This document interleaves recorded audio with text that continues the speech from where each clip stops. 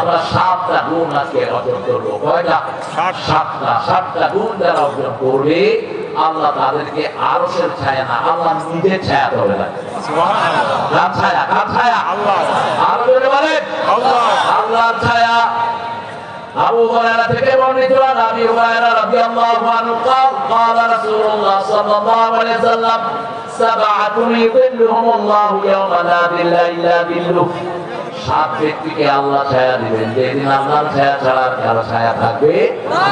প্রথম হলো ইমাম আদেল, ইনসাফদার ইমাম, যে ইমাম মানুষের উপরে জুলুম করে নেই, যে ইমাম সব মানুষকে সমানভাবে দেখেছে, যে ইমাম মানুষের উপর গুলি চালায় নেই, যে ইমাম নির্বিচারে শিশু থেকে নিয়ে বুড়া পর্যন্ত কাউকে রেহাই দেয় নেই, এরকম ইমাম আছে না নাই?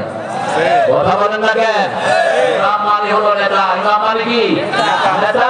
আমাদের এই কাঁঠাল রানী, ওর হাত থেকে কেউ বাঁচে নেই। ঠিক আছে? 1500 পোলাপানকে খুন করেছে বেয়াদব একদিনে। হেলিকপ্টার দিয়ে, স্নাইপার হেলিকপ্টার দিয়ে গ্রাউন্ড গুলি করে করে করে কোলের শিশু পর্যন্ত দুনিয়া থেকে বিদায় দিয়েছে। কোন জালিমকে আল্লাহ এমনি ছাড়বেন না। আল্লাহ বলছেন, জুলুম আমার জন্য হারাম করেছি, যারা আমার সৃষ্টির উপর জুলুম করবে তাদের দুনিয়াও শেষ, আখিরাতও শেষ। 12 পদের খাওয়া তৈরি করে নিয়েছে, খাওয়ারও অবস্থা আল্লাহ করে দেয়নি, সব ছিনিয়ে নিয়েছেন কে? আল্লাহ। কারণ আমরা একজনের কাছে বিচার দেই, তিনি কে? আল্লাহ। বাংলাদেশের মানুষ বড় নিরীহ, এদের উপর যুগে যুগে জুলুম হয়েছে, ঠিক না ঠিক? এরা বিপদে পড়লে বিচার দেয় কার কাছে? আল্লাহ। এই যে দেখেন কালকে এই রোডটা জাম কেন?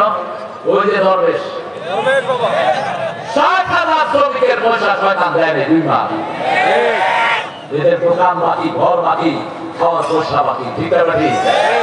মায়েরা ছোট্ট একটা টিফিন ক্যারি হাতে নিয়ে চলে যায়, সারাদিন সেখানে থাকে। সিগারেট দেখলেও চোখে পানি ধরে। এই শয়তানদের মন নরম হয় না। এরা শ্রমিকের পয়সা নিয়ে টাল বাহানা করে। ন্যূনতম যে স্যালারি ধরা হয়েছে সেটাও এখনো শ্রমিকেরা ঠিকমতো পায় না।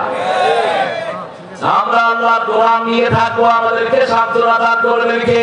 আল্লাহ। আল্লাহ সান্ত্বনা দান করবেন। আল্লাহ বলছেন ইমামুন আদেল। আমরা বললাম আদল পাবো কোথায়? আল্লাহ বললেন ইয়াওয়াদিলু বিয়া, আপনারা বলেন তাকওয়া। তুমি যদি আদল করো তোমাকে আমি তাকওয়া দান করে দেব।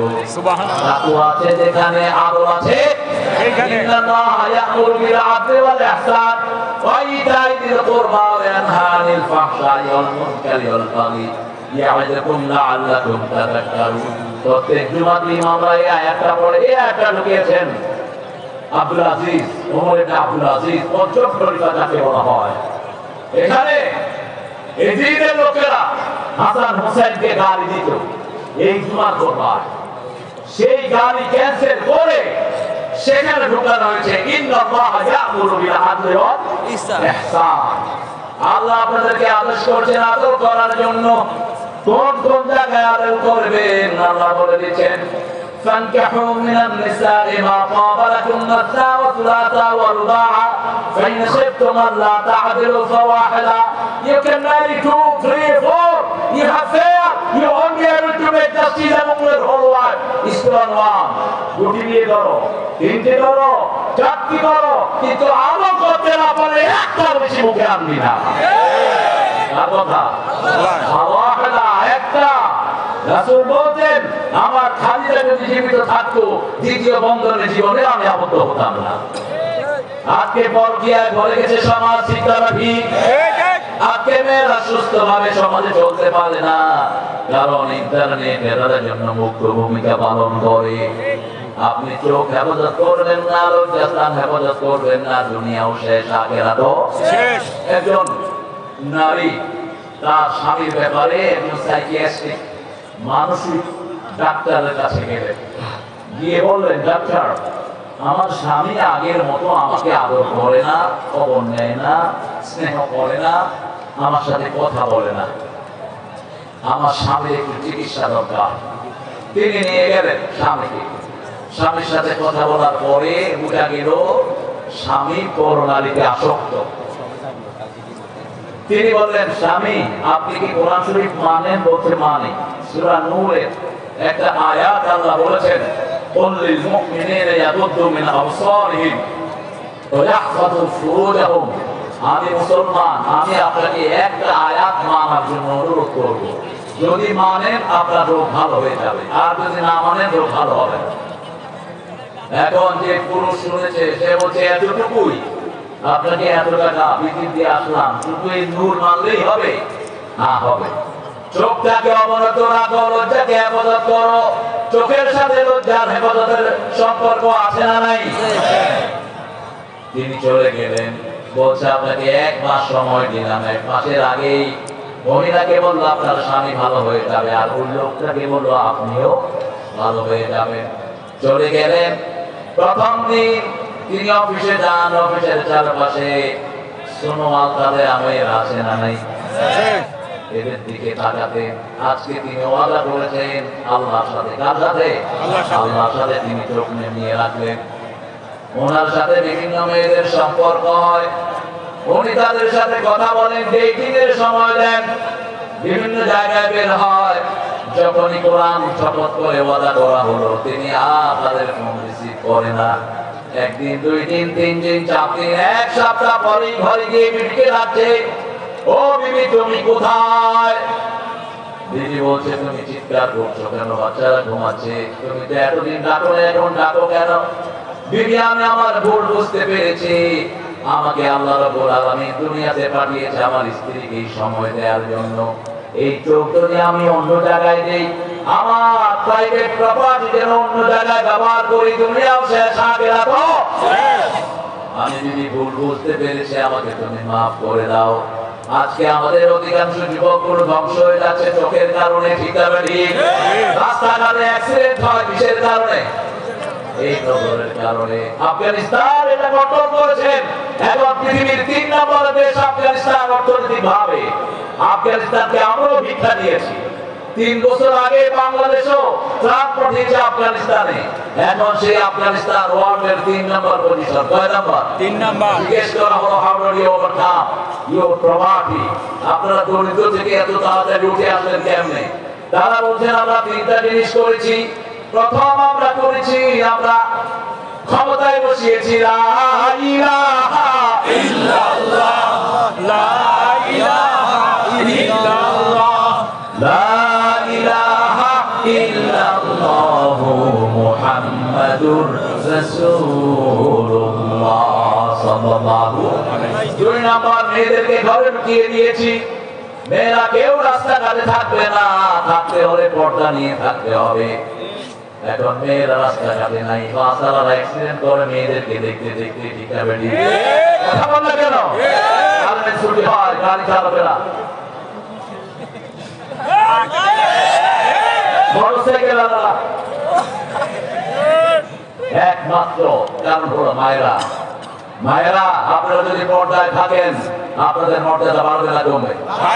বাড়বে। আপনারা পর্দায় চলে যাবেন। আল্লাহর কথা, কান্না ফি বুজুরিকুম না ওয়া তাবাররাজনা তাবাররুজাল জাহিলিয়াতিল উলা। ও মেয়েরা, তোমরা সম্মানের সাথে ঘরে থাকো, খোলা নৌকার মতো জাহিলি যুগের মেয়েদের মতো বাহিরে বের হয়েও না। আমার মেয়েদেরকে বাইরে ভিতরে ঢুকিয়ে দেওয়া হয়েছে। মেয়েদের এখন পার্লার নাই, কিছুই নাই, ইউনিভার্সিটি নাই, কলেজ নাই, সব মেয়েদের। আমাদের দেশে পুলিশ মহিলা পুরুষ একসাথে ডিউটি করে। আপনারা বলেন তো, ছেলে মেয়ে যদি একসাথে রাখে মধ্যখানে 3 নম্বরকে আরো আসতে কোন? আমাদের পুলিশে এত বড় মোত্তাকি হলো কবে?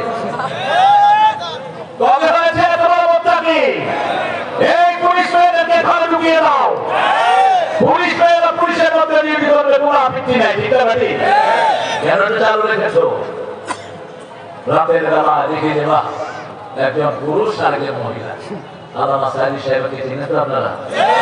মনে আছে তো আপনাদের? কথা মনে আছে তো? আল্লাহ তাকে জান্নাতুল ফেরদাউস দান করুন। বলেছেন সব সত্য। ঠিক আছে, ঠিক?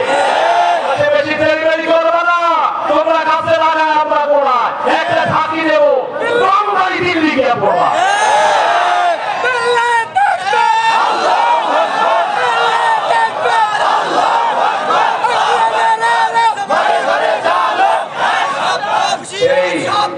আল্লামা সাঈদী সাহেব যখন তিনি পার্লামেন্টে প্রথম, সেই সময় নারী পুলিশ প্রথম গঠিত হয়। তিনি ঢাকায় এয়ারপোর্টে দেখলেন একটা মেয়ে পুলিশ দাঁড়ানো, বলছে মা তুমি পুলিশ হলা কেন? বলছে জাতীয় সম্পত্তি রক্ষা করার জন্য। তো তিনি বললেন তোমাকে আল্লাহ যে সম্পদ দিয়েছে এটা রক্ষা করার জন্য তো দশজন পুলিশের দরকার। কি যৌক্তিক কথা তিনি বলতেন, আল্লাহ তাকে জান্নাতুল ফেরদাউস দান করুন। আমরা আমাদের নেতাগুলোকে সৎ নেতা হিসেবে দেখতে চাই, ঠিক না ঠিক?